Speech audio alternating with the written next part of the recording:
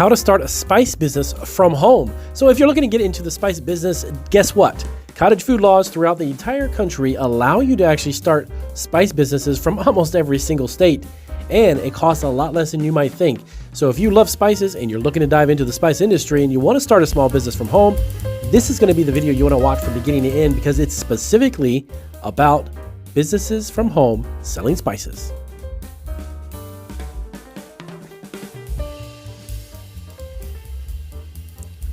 All right, welcome back to Marketing Food Online. So in this video, we are going to take a little bit of a deep dive into what it's like to start a home-based spice business. I'm actually not going to give you a bunch of random numbers. I'm going to give you specific steps that you need to take in order to launch an actual successful spice business from home. We're going to dive from number 1. We're going to go all the way down to 8. There's going to be 8 specific steps that are the most crucial in order for you to understand the process. And I'm going to make it short and sweet and to the point. So you might want to take some notes, or you can watch this video a few times back to back. Make sure you understand what it takes. Now, like I said before, if this is new, definitely hit the subscribe button and the bell notification. My name is Damian Roberti. I am a food entrepreneur. I have been with my wife for over 13 years now. We've operated our e-commerce businesses. I've owned bakeries, delis, and some catering businesses with our Italian bakery as well. So I've had a lot of experience in the food industry. So what I'm going to give you is definitely going to be some useful information. Number 1, market research. All right, so yes, I know it sounds a little boring, but yes, market research is essentially like doing homework before you start a project. You need to understand who would be buying your spices, your audience actually, what kind of spices they prefer, and who else is selling spices in your area as competitors. Now, how to do that? How do you actually do that, Damien? Surveys and feedbacks. Now, you can actually check with friends, ask friends, family, people online which spices or blends they often use, or do a little bit of research online to find out what is the most popular. Observation is also a good one. Look at what's selling in your local stores. Check out, just Google it, see what's selling online. Notice any trends like organic or even salt-free blends, which have taken off really in popularity. A lot of people are cutting back on salt. Salt-free blends of spices are hugely popular right now. Number 2, business planning.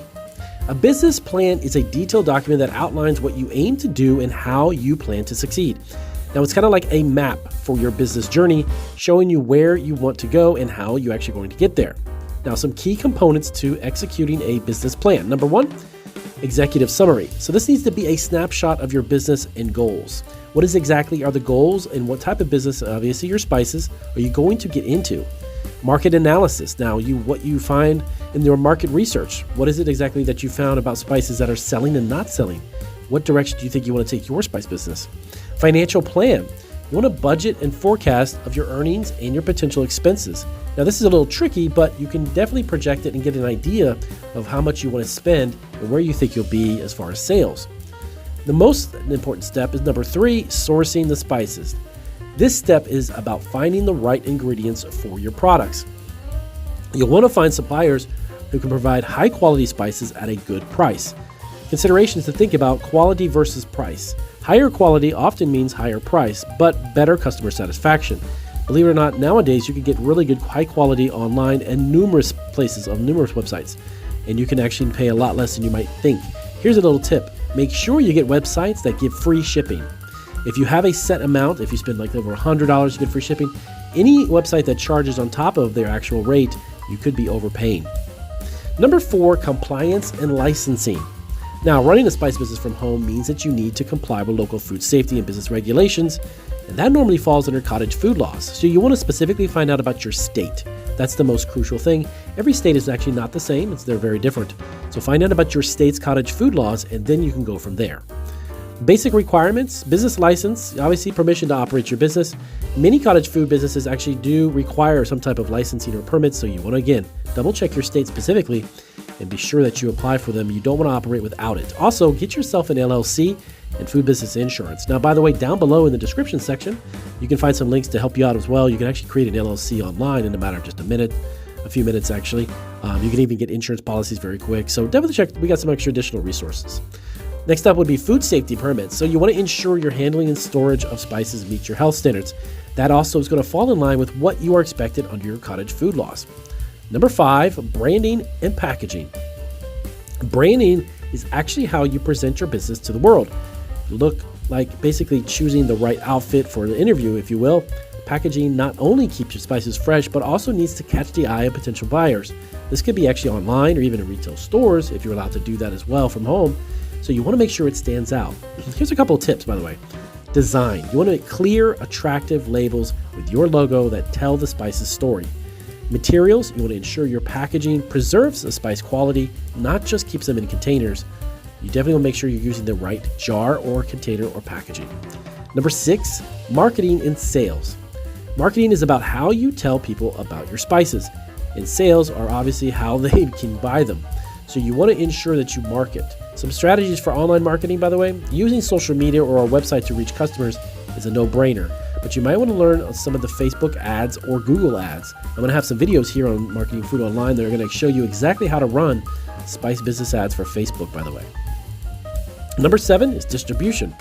This is about how you get your spices into the hands of customers. Starting simple is key, such as selling direct to customers online or even local settings. Under cottage food laws, there's a multitude of ways locally to actually sell your spices. Here's some options. Direct sales. This is sell through your website or social platforms. Many states now allow you to have a sell online. As long as you are delivering it in person or you're following their shipping and guidelines, you can actually do it through the internet, even from your home.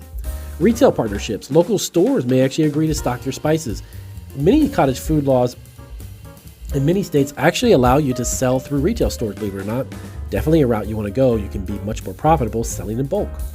Number 8, customer feedback and quality improvement. This is something you need to pay attention to. I cannot underestimate the amount of times that I've learned so much from customers who give us compliments and of course even complaints. You want to make sure you find out why. So after selling your spices, it's important to listen to what your buyers say to improve your products and services. This can be done through surveys or just even ask your customers for their opinion about their purchase. Review requests. If you're selling online on a platform, you can potentially have a review request and ask them to leave some reviews. So these 8 specific steps are a good foundation if you're looking to start a spice business from home. If you have questions about spice business, give us a comment down below. Check out our channel. We've got over 2 dozen more additional videos about spice businesses that'll be very helpful. I'll see you on our next video.